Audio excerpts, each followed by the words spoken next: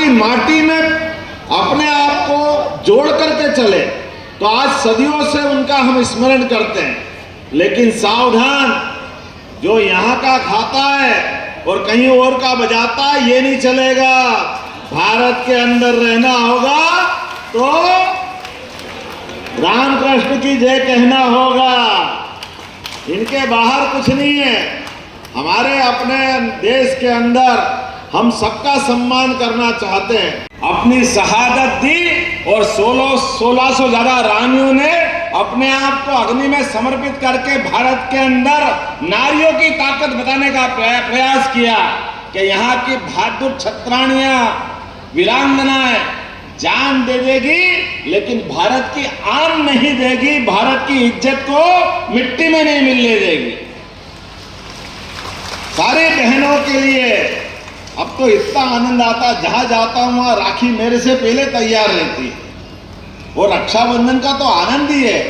और भगवान कृष्ण को याद कर तो फिर ये ध्यान में आता है 5000 साल पहले बहन और भाई का संबंध क्या होता है, एक दूसरे की रक्षा कैसे की जाती है। द्रौपदी और भगवान कृष्ण को याद करो। द्रौपदी ने जब जब भी कष्ट हुआ, 5 महारथी पति थे उनके, सबके हाथ टिक गए, लेकिन भाई ने सदैव उनकी मदद की। ऐसे गोपाल कृष्ण की आज जन्माष्टमी है, हमें इस बात का आनंद है। इसलिए रक्षाबंधन केवल रक्षाबंधन तक नहीं चलता, जन्माष्टमी तक चलता है। सच्चे अर्थों में तो भगवान की रक्षाबंधन का जो त्योहार मनाया था, उस त्योहार के अंदर से संसार ने अपनाया उसको कि हाँ, ये रक्षाबंधन नहीं है, ये सुरक्षा बंधन है। और सुरक्षा बंधन में पवित्रता है, हमारे संबंधों के, रिश्तों की, कुटुंब परंपरा की, भावनात्मक संबंधों की, और एक दूसरे के लिए जो बन सके सबसे आगे करने की। तो सारी बहनों सुन लो, हमारी सरकार बनी है, जब से हमने संकल्प लिया है सारी बहनों के जीवन में आने वाले सारे कष्टों को दूर कर आगे बढ़ाने का काम हमारी सरकार के द्वारा किया जाएगा। हमारे कई विरोधी कहते हैं ये योजना बंद हो जाएगी, अब लाडली बहना बंद हो जाएगी, ये नहीं दे सकते, पैसे है नहीं। अरे तुम रोज कहते रहो, रोते रहो, हम देते रहेंगे, लगातार ये योजना चलती रहेगी। अरे बहन बेटी का भला नहीं करेंगे तो किसका करेंगे। हमारे तो देश की विशेषता ये है, हमारा देश एकमात्र 200 से ज्यादा देश दुनिया में है। बड़े बड़े देश अमेरिका, रूस, चीन, जापान, इंग्लैंड, लेकिन वो कोई भी अपने संबंध माता बहनों से नहीं जोड़ते। वो पुरुष प्रधान संस्कृति के माते से जाने जाते हैं। इसलिए कोई अमेरिका माता की जय नहीं बोलता, कोई इंग्लैंड को माता नहीं बताता।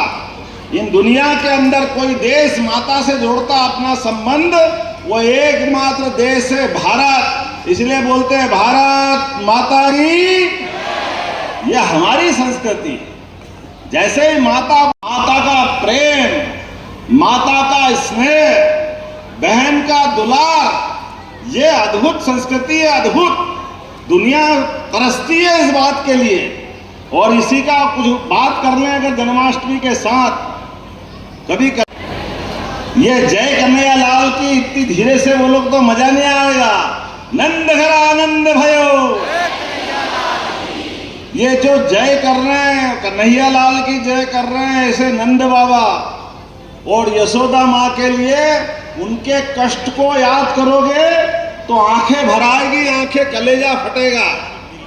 यशोदा माँ ने भगवान कृष्ण के अपने घर में आश्रय देने के लिए, भगवान के लालन पालन के लिए अपनी सगी बेटी को वसुदेव देवकी को दिया। वो ये जानते हुए कि ये बच्ची जो दे रहे हैं ये बचेगी नहीं, लेकिन अपनी दोस्ती की मिसाल नंद बाबा और वसुदेव की कि मेरे मित्र का बच्चा सुरक्षित रहना चाहिए, इस संसार में आतंक का अंत होना चाहिए, कभी कल्पना करो अपने बच्चे को, कोई नवजात बच्चा घर में हो और किसी दोस्त को आप ऐसे दे दो मरने के लिए, कोई सोच सकता है ऐसा क्या? अपन कल्पना करो अपने कलेजे को, टुकड़े को किसी की गोदी में दे और रोते हुए बच्चा दिख जाए तो मां छीन लेती है कि भैया ये रो रहा है, मेरे को वापस दे दो।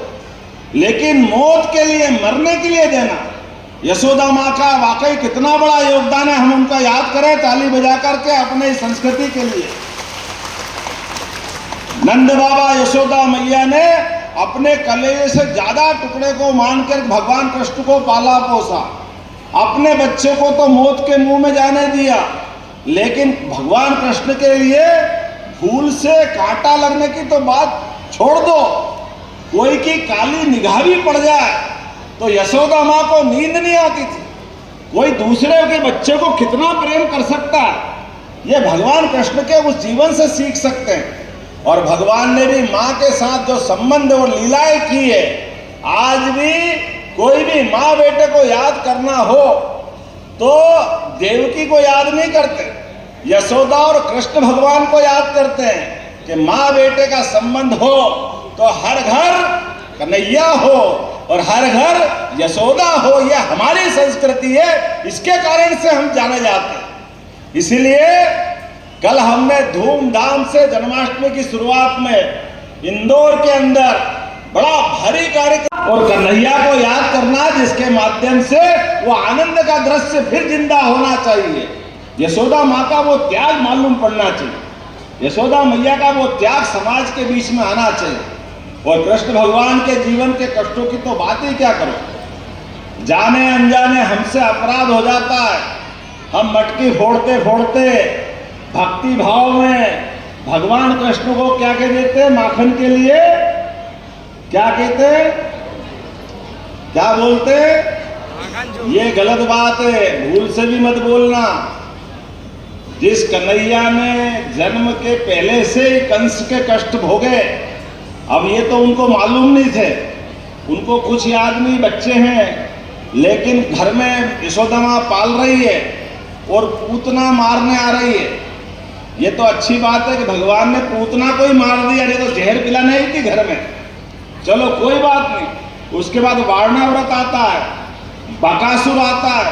आप बताओ कि छोटा बच्चा धीरे धीरे बड़ा हो रहा है, वो तो दूध पीता जब मालूम नहीं था उसको, लेकिन जो 5 साल का हो जाता, जब वारणा व्रत उसको मारने आता है तो भगवान उसको मार तो देते हैं, लेकिन यशोदा से पूछते तो मैया ये कौन है? तो माँ क्या कहती, बेटा तू अंदर रहा कर, घर के अंदर, ये सब कंस के लोग हैं, जरा तेरे को इससे खतरा है, तू अंदर जरा छिप के रहना। अब भगवान कृष्ण के दिमाग में आ जाता है कि कोई कंस है जो मेरा दुश्मन है। फिर वो 8-10 साल के होते हैं, दूसरा आता है, वो भी कंस के भेजे हुए व्यक्ति की तरह बकासुर आता, वो भी मारना चाहता। अब आप बताओ कि भगवान कृष्ण को ये मालूम पड़ गया कंस कोई दुश्मन है, वो घर में माखन बन रहा है और माखन मटकी में भर के रोज जा रहा है, तो बच्चे को मालूम तो पड़ता है, अपना दूध कहीं बंदी में पहुंचाओ तो मालूम है दूध किस सेठ के आता है। कोई व्यापार अपने यहाँ करते तो मालूम तो पड़ता ही है। तो भगवान ये तो पूछते होंगे कि ये कहाँ जा रहा है माखन। अब नंद बाबा यशोदा मैया को ध्यान नहीं, भोलेपन बोलते कंस के यहाँ जा रहा है। बोले कंस के यहाँ क्यों जा रहा है? कि कंस की बहुत बड़ी सेना, उसको माखन देना पड़ता है। अब भगवान कृष्ण को तो वो तो बच्चे हैं, लेकिन उनको ये मालूम है कि कंस तो मेरा दुश्मन है, तो दुश्मन को माखन क्यों देना चाहिए? दुश्मन मजबूत होगा और हमारे माखन से ये तो नहीं चलेगा। ये आएगा कि नहीं मन में उनके भाव? भगवान कहते नहीं नहीं ये नहीं होगा, मैं नहीं जाने दूंगा। तो नंद बाबा और यशोदा कहते कि तू छोटा समझता नहीं है, आज की भाषा में बोलो तो वो पुलिस भेज देगा, बहुत बड़ा आदमी है, उसके बाद बहुत सैनिक है, अपने को चक्कर में नहीं पड़ना।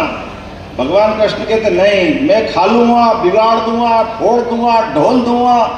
ये वो अपना कर्म चालू करते, तो वो तो उनका आक्रोश है और उनका हिम्मत है।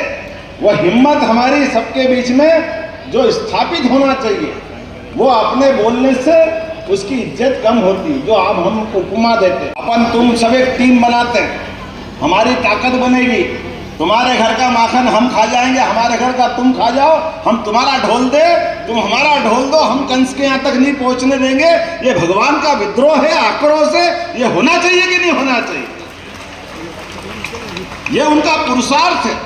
बचपन में छोटे भले ही हैं, लेकिन समझ में उनको आ गया बड़ा हो जाए, लेकिन गरीब से गरीब दोस्त को भूले नहीं। ये पहचान भी किसी ने बनाई तो भगवान कृष्ण की अपनी सुदामा से मित्रता का प्रसंग हम सबको मालूम है, अपने दोस्त के साथ का, और सबक भी कितना बड़ा देते हैं। दोस्त की इज्जत बनाए रखने के लिए सुदामा